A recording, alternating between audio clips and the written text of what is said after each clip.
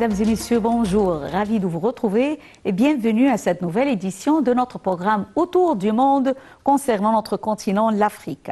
Et commençons l'édition d'aujourd'hui, du lundi 12 décembre 2022, avec la FAO qui a déclaré que 193 millions de personnes en Afrique et dans le monde ont perdu leur sécurité alimentaire à cause de la guerre en Ukraine. Eh bien, un rapport publié par la FAO, Organisation des Nations Unies pour l'alimentation et l'agriculture, prédit une nouvelle détérioration de la situation de la sécurité alimentaire mondiale à moins que la guerre russo-ukrainienne ne se termine dans les semaines à venir, soulignant que les pays d'Afrique ont été les plus durement touchés par la crise céréalière et que la situation était pire dans certains pays africains. Plus de détails dans ce commentaire signé Dalia Karam.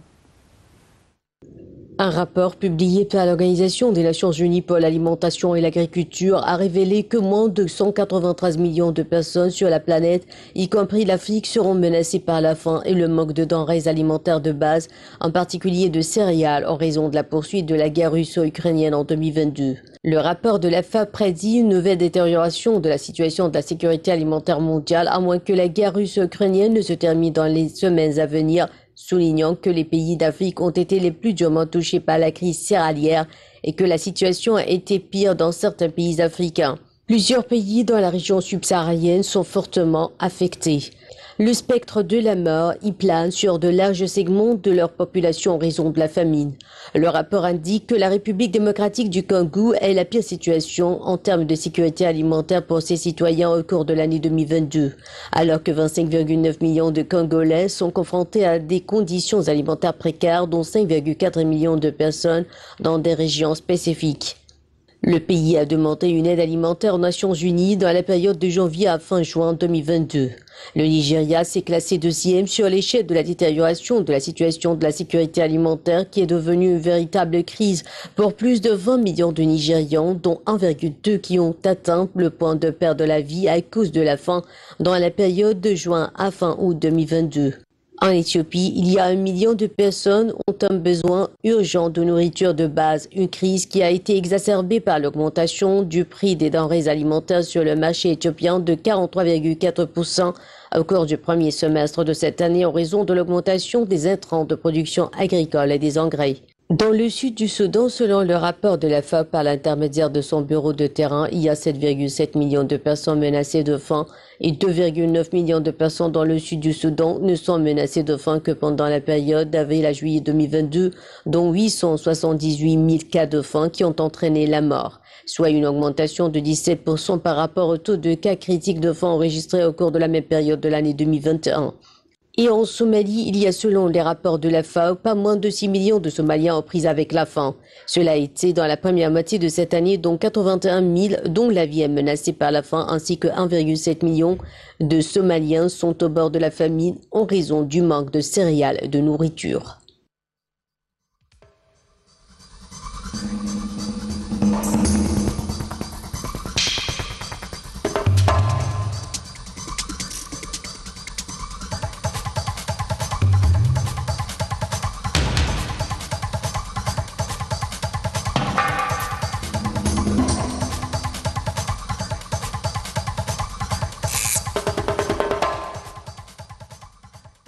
Eh bien, le rapport de la FAO prédit une nouvelle détérioration de la situation de la sécurité alimentaire mondiale, à moins que la guerre russo-ukrainienne ne se termine dans les semaines à venir. Et toujours en ce qui concerne cette crise alimentaire, les pays de l'Afrique ont été les plus durement touchés par la crise des céréales et que la situation était pire dans certains pays africains que d'autres dans la région subsaharienne où le spectre de la mort plane sur de larges segments de sa population en raison de la famine. Et j'ai le plaisir d'avoir avec moi en ligne Dr Raouf Ghafar, analyste politique qui va nous jeter la lumière sur ce sujet. Bonjour Dr Raouf Ghafar. Bonjour, bonjour. Tout d'abord, comment évaluez-vous la situation alimentaire mondiale et notamment africaine actuellement? Sur le plan mondial, tout le monde s'est affecté, malheureusement. une crise très, très sérieuse, très grave. Et pour l'Afrique, c'est une catastrophe, malheureusement. C'est-à-dire les pays industrialisés, les pays riches peuvent se soutenir, ils peuvent trouver des alternatives, etc. Mais pour les pays africains, qui sont déjà très pauvres, ils n'ont pas de quoi manger. Et ça représente pour eux une grave situation et vraiment une crise, je ne veux pas utiliser le mot, mais une crise mortelle. Alors, vraiment, ça c'est triste, mais c'est ce qui se passe. Et comme vous l'avez dit dans votre mot, si jamais ce conflit ne finit pas d'ici quelques jours même, et non pas semaines, nous risquons non seulement d'une famine, mais d'une catastrophe humaine qui va toucher particulièrement les pays africains.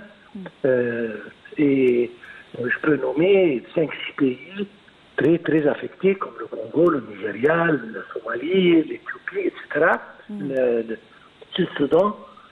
Alors, franchement, il faut absolument trouver un moyen pour cesser ce conflit ukraino-russe. Docteur Raouf Gaafar, quel est le rôle des institutions internationales dans l'allègement des séquelles de cette crise alimentaire en Afrique, Afrique qui n'est pas même impliquée dans cette guerre, ainsi qui subit les pures répercussions? Oui, certainement les pays africains ne font pas partie de ce conflit, de cette guerre, mais ce sont les pays qui souffrent le plus. Manque de grains, manque de céréales, et ça c'est pour nourriture, ils ne trouvent pas de quoi manger. Et qu'est-ce qu'on peut faire? Eh bien, franchement, les institutions internationales de financement, etc., ils peuvent à la rigueur essayer de trouver une alternative, d'acheter ces céréales à plus haut prix et puis les donner comme sous forme d'aide, etc., aux pays africains, peut-être. Il faut essayer de s'intégrer, pays africains les uns et les autres. Si jamais un pays a un surplus, il n'a qu'à donner à l'autre, etc. Mais en principe, c'est très grave, c'est très sérieux. Et comme on a dit, on répète, si jamais ce conflit ne se termine pas très prochainement, les risques devront de plus en plus exceptionnellement dangereux. Docteur Raouf Gaafar, comment parvenir à une intégration entre les pays africains en ce qui concerne la sécurité alimentaire afin de, on peut dire, d'alléger l'impact de la guerre russo-ukrainienne sur ces pays? Est-ce qu'une intégration entre ces pays africains pourrait aider à alléger la souffrance des pays africains? Oui, je comprends. Je dis qu'on a signé pas mal d'accords de transport franc entre les pays, de faciliter le mouvement des marchandises entre les pays les uns et les autres en Afrique. Tout ça, ce sont des mesures qui peuvent aider. Mais en principe, si jamais il y a un pays qui a un surplus sur le plan de nourriture, il n'a qu'à l'offrir aux pays qui n'ont pas. Et ça, c'est le seul moyen rapide.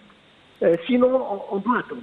Je sais que les pays africains, ils ont beaucoup de ressources et on peut s'intégrer les uns et les autres de façon à ce que la production de grains et de céréales peut peut-être couvrir non seulement le continent africain, mais tout le monde. Mais ce sont des mesures qui prennent un peu de temps. Donc, pour le moment, si jamais on peut aider un pays qui a un peu plus, peut aider ou acheter aux pays qui souffrent cette nourriture qui simplement pour prévenir les dangers, c'est tout. Mais en principe, j'espère et je prie que cette guerre prend fin pour que la situation s'améliore. Sinon, encore une fois, on peut pas parler de répercussions, malheureusement. Donc, intégration, c'est essentiel. pour le moment, mais ça nous donne, c'est une leçon par laquelle on doit comprendre que l'intégration, c'est inévitable pour le futur de notre continent. Est-ce que vous pensez que les frais exorbitants de l'exportation s'avèrent une évolution que les États africains ne peuvent pas faire seuls? Absolument. C'est-à-dire ça fait partie.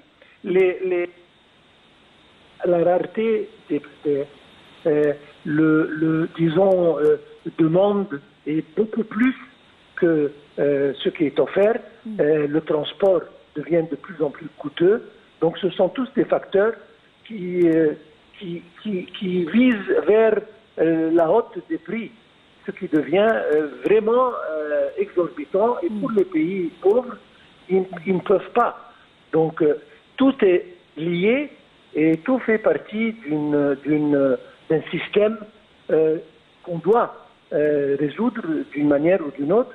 Et la première clé pour faire ça, c'est justement de trouver une solution pour le conflit qui arrive entre l'Ukraine et la Russie.